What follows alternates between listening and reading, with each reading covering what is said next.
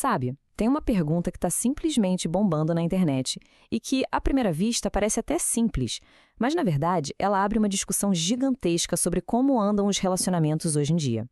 Pois é, essa pergunta aí não é só um meme, não. Ela virou o estopim de um debate, nossa, um debate enorme e super polarizado. De um lado, a gente tem mulheres se perguntando, ué, cadê os homens? E do outro, homens tentando explicar por que eles decidiram, bom, se afastar.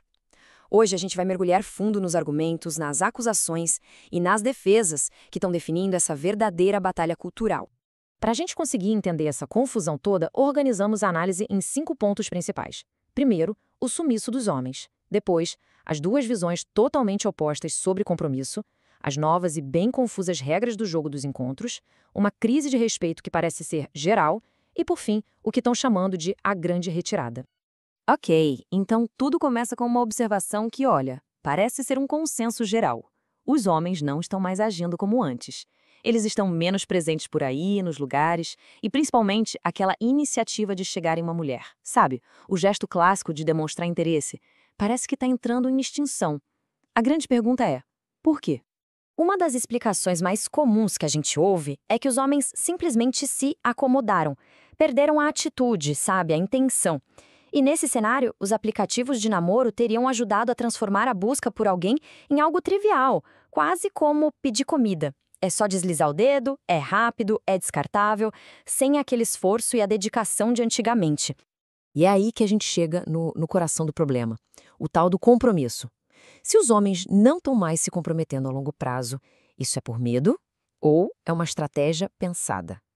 E aqui, meu amigo, as visões não poderiam ser mais opostas.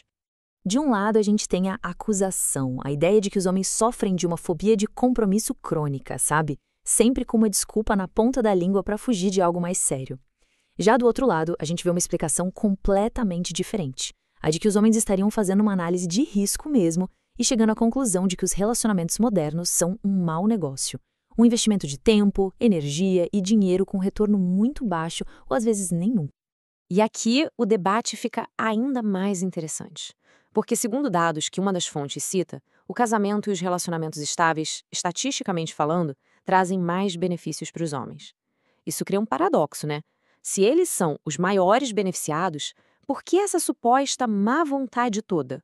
Para muita gente, isso só reforça a ideia de que as desculpas não batem. Só que o buraco é mais embaixo. O problema não seria só o compromisso, mas o simples ato de iniciar uma conversa. As regras do jogo mudaram tanto, mais tanto, que muitos homens sentem que qualquer passo que eles deem pode ser o passo em falso. De acordo com uma das narrativas, o que se instalou foi uma verdadeira cultura do medo. O receio não é só de levar um não, é de ser mal interpretado, de ser chamado de creep, de virar alvo de um post que viraliza ou, em casos mais extremos, de ter a carreira e a reputação destruídas por uma acusação. A retirada, nesse caso, seria pura e simples autoproteção. Mas a resposta do outro lado é imediata e bem direta. O contra-argumento questiona: espera aí, desde quando uma abordagem respeitosa é confundida com assédio?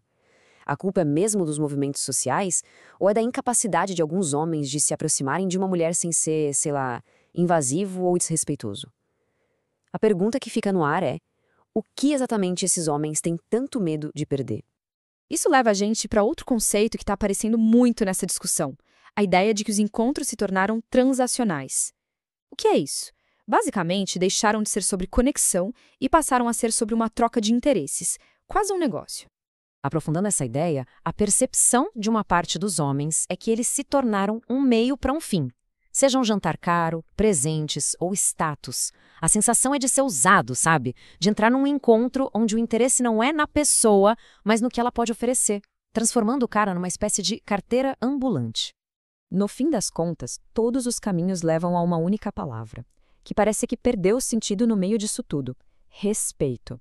Os dois lados se sentem profundamente desrespeitados, mas os motivos para esses sentimentos são completamente diferentes. Para ilustrar a falta de lealdade masculina, um dos lados apresenta uma estatística que é, assim, bombástica. A de que homens teriam uma probabilidade 600% maior de deixar uma parceira que desenvolve uma doença grave, como câncer, por exemplo. E essa estatística é reforçada com uma frase de um impacto, nossa, devastador. A imagem que se cria é a do abandono no momento de maior fraqueza, o que basicamente destrói qualquer ideia de parceria e confiança. A refutação, porém, vem com a mesma força. O outro lado argumenta que esse dado é parte de uma narrativa distorcida, uma generalização muito cruel que, convenientemente, ignora os incontáveis homens que cuidam, apoiam e se sacrificam por suas parceiras doentes, simplesmente porque essas histórias não se encaixam no roteiro do homem vilão. E essa diferença de percepção fica bem clara aqui. Para uma visão, a mulher que termina um relacionamento ruim é uma heroína. Ela se valorizou e merece respeito. Mas, para outra visão, quando a dinâmica era tóxica, manipuladora, o homem não sente admiração por aquela que escapou. O que ele sente é alívio, alívio por finalmente ter paz. E a soma de todos esses fatores, o medo, a sensação de ser usado, o desrespeito, que nos leva ao capítulo final dessa história, a retirada completa. Não se trata mais de evitar um encontro ou outro, mas de abandonar o jogo de vez. O processo descrito é quase uma jornada de desilusão, sabe? Em 4 atos. Começa com o sentimento de ser julgado o tempo todo, depois passa pela frustração de ver seus esforços serem recebidos como se fossem obrigação, sem nenhuma gratidão. Isso evolui para o ponto em que a própria masculinidade é ridiculizada, e termina com uma conclusão que é lógica e fria. A paz da solidão vale mais que o estresse de uma parceria. Essa citação aqui resume o anseio fundamental por trás dessa perspectiva. A ideia é que um relacionamento deveria ser um porto seguro, sabe? Um refúgio do mundo. E não só mais um campo de batalha na vida da pessoa. A gente vê cada vez mais homens falando abertamente que estão desistindo de relacionamentos e principalmente da ideia de casamento. O que está acontecendo? Vamos analisar as fontes para entender os dois lados dessa história. E o estopim de tudo, muitas vezes, é uma provocação como essa aqui. Ela captura perfeitamente a tensão no ar. De um lado, uma frustração clara. Do outro, um convite para analisar a situação por um outro ângulo. É aqui que o impasse começa. Porque, no fundo, o que a gente tem é uma desconexão gigantesca. É como se homens e mulheres estivessem falando línguas diferentes. As perguntas são feitas, mas as respostas parecem vir de realidades paralelas. E tudo começa, geralmente, com essa pergunta vinda da perspectiva feminina, como as fontes mostram. Existe uma perplexidade no ar, sabe? Uma tentativa genuína de entender uma mudança de comportamento que, para muitas, parece não ter explicação. É esse o mistério que alimenta a conversa. E essa perplexidade se transforma em frustrações bem específicas. A percepção é que os homens simplesmente deixaram para lá, que acham tudo difícil demais. Outra coisa que confunde é esse pessimismo. Eles apontam os problemas, mas não parecem interessados em buscar uma solução. A lógica aqui é, se o jogo está quebrado, por que não consertar juntos, em vez de abandonar o tabuleiro? Agora, vamos virar a moeda e olhar a perspectiva masculina que aparece nas fontes. E aqui o argumento central é direto e pragmático. O casamento, hoje, é visto como um risco altíssimo, principalmente do ponto de vista legal e financeiro. E essa percepção de risco não vem do nada, ela vem acompanhada de números. Dá uma olhada nisso. A taxa de adultos casados desabou. Em 1960 era de 72%, hoje está em torno de 50%. Isso não é opinião, é um dado que mostra uma mudança social gigantesca e que dá contexto para o sentimento que a gente vai ver agora. Essa frase, ela resume de forma brutal o cálculo que está sendo feito. A narrativa que se espalhou é exatamente essa. O casamento deixou de ser uma parceria de construção mútua para se tornar um contrato com termos bem desfavoráveis para um dos lados. E que riscos são esses na prática? Bom, o que mais se fala é de um sistema judiciário no divórcio que seria parcial, do medo de perder a casa, o dinheiro e talvez o mais pesado de tudo, o convívio com os próprios filhos. E tem mais, a ideia de que nenhum acordo pré-nupcial te protege de verdade.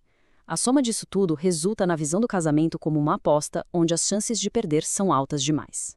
Mas não é só sobre dinheiro e leis. Tem um argumento emocional muito forte na mesa. É o tal do paradoxo do cara legal.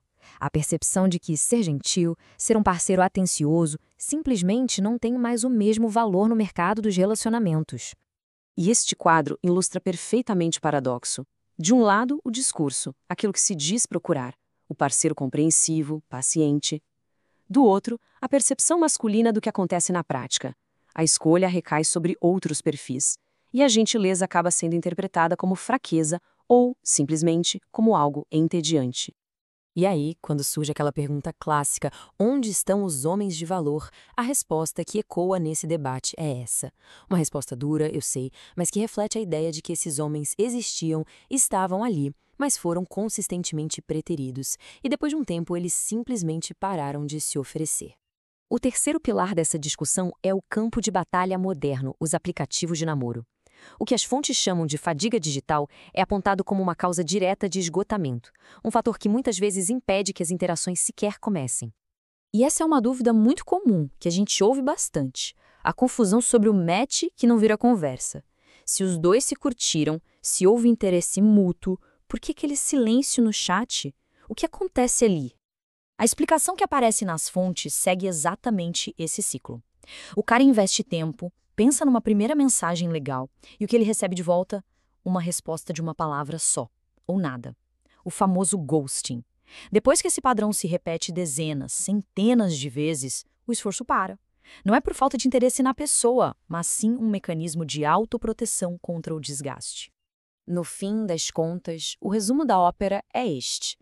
A sensação de que a responsabilidade de iniciar, de manter o ritmo, de fazer a conversa andar é toda dele, se tornou exaustiva. E o resultado é que muitos simplesmente pararam de remar sozinhos.